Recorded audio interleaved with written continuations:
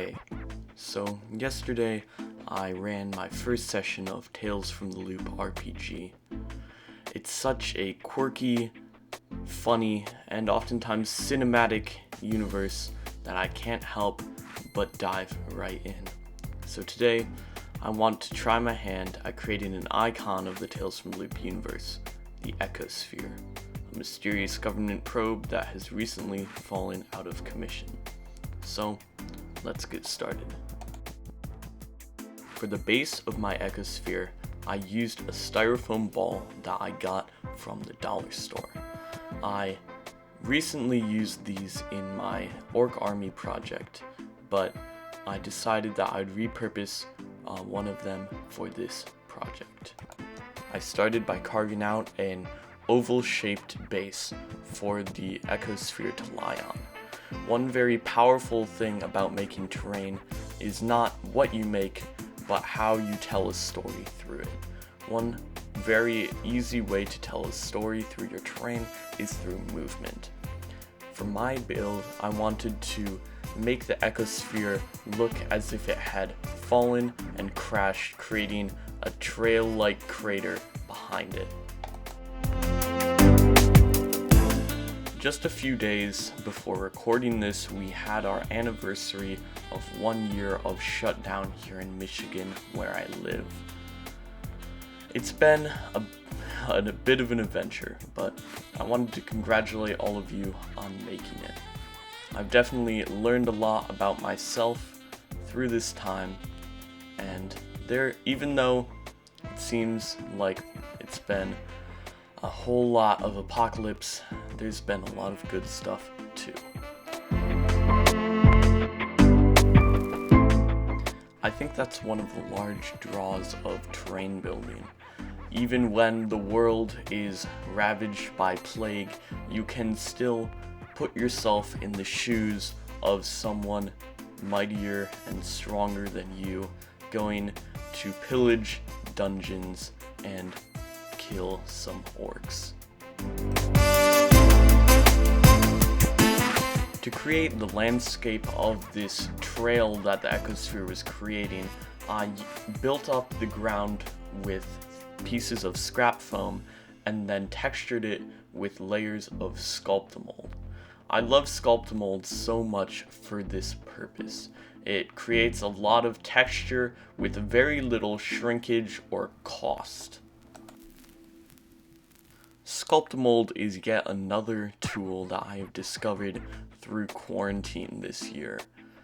When you have so much time at home, it's only natural that you should try new things. So this time has been a big time of learning for me and growing not only in my craft but also in my YouTube channel. I'm so thankful for all of you who have sent me nice support and all of you who have subscribed. It's been really nice to see so many people coming together to make art.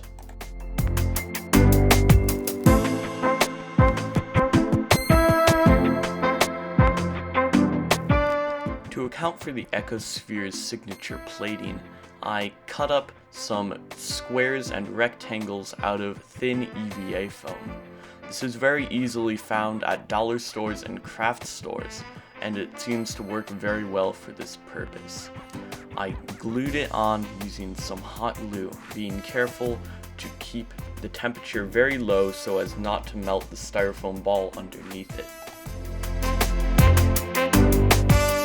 As it turns out, arranging these on a sphere is actually a lot more difficult than I originally anticipated. It ended up looking kind of janky at the end, but it's fine for a decommissioned probe. One great thing that I always love to add to all my builds is texture. It really tells that story of wear and tear and years in the elements. So I decided that these metal panels on the Ecosphere would be covered in rust. To do that, I used some filler that I found lying around. I took an old brush and dabbed small bits of it onto the EVA foam. This dries in about a half an hour, so you're ready to go right into painting pretty soon. Just make sure that after you're done using it, hide the brush away under all your garbage forever, just like all your life problems.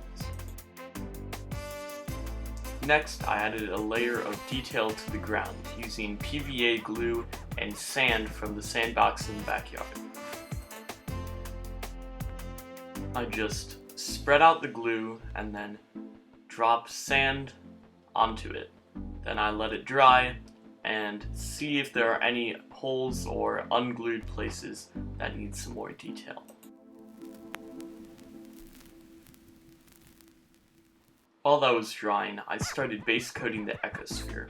I wanted it to be very rusty and ruined after so many years in the Swedish climate where the game is set. After then base coating the ground, I added some of my homemade flocking. I'll link that video where I show you how to make some above. It was a pretty good video, and this flock method is still holding up for me today.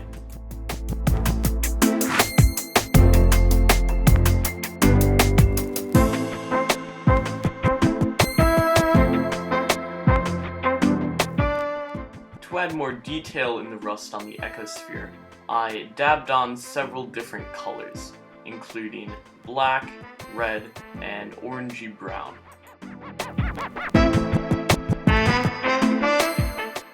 Finally, I wanted to add another layer of weather to the ecosphere.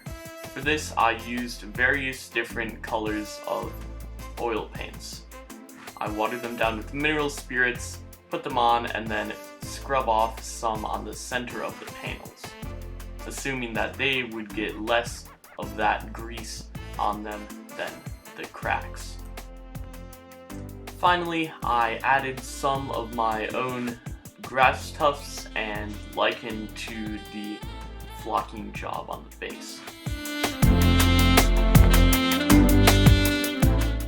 After that, I called it done. I hope to use this in as many future sessions of Tales from the Loop as possible. It's a really great game, and I recommend you guys try it out. There are plenty of free PDF versions of it online, so there's no reason not to start. It's very rules light and very immersive. I had a lot of fun doing a little one-shot with my friends, and it really was great. Well, it's been fun. I'll see you guys later.